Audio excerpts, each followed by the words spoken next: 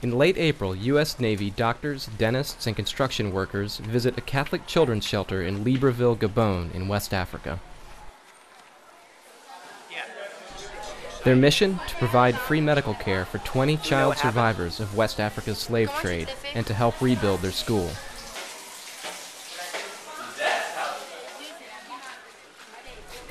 The children at Centre Arc-en-Ciel are the lucky ones. They were rescued from an underground economy of forced labor and prostitution that thrives in lawless regions and has claimed tens of thousands of West African children, according to the UN.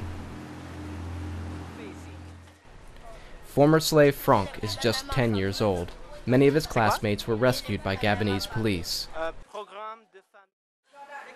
Gabriela Escudero, U.S. Embassy humanitarian liaison. Where there are children who are trafficked into the country, meaning that either for cheap manual labor, to work in people's homes, to work in factories, to work, often these kids end up on the streets if they've run away from either they've been abused or mistreated. Captain Dennis Amundsen leads the medical team.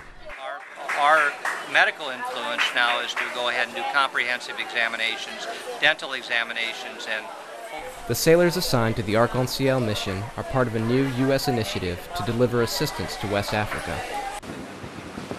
Once a year since 2007, a ship spends 6 months sailing up and down the coast, calling at around a dozen ports with teams of humanitarians and military trainers. This year, the so-called Africa Partnership Station was assigned to the Virginia-based USS Nashville.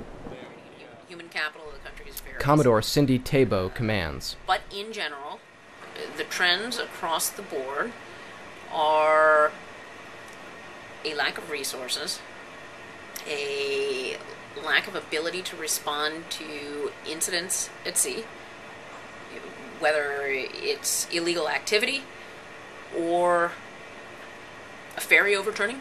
It's filled with people.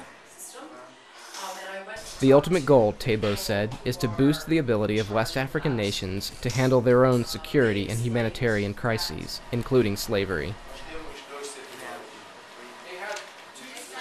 In the meantime, Nashville's sailors do what they can to help those who can't help themselves.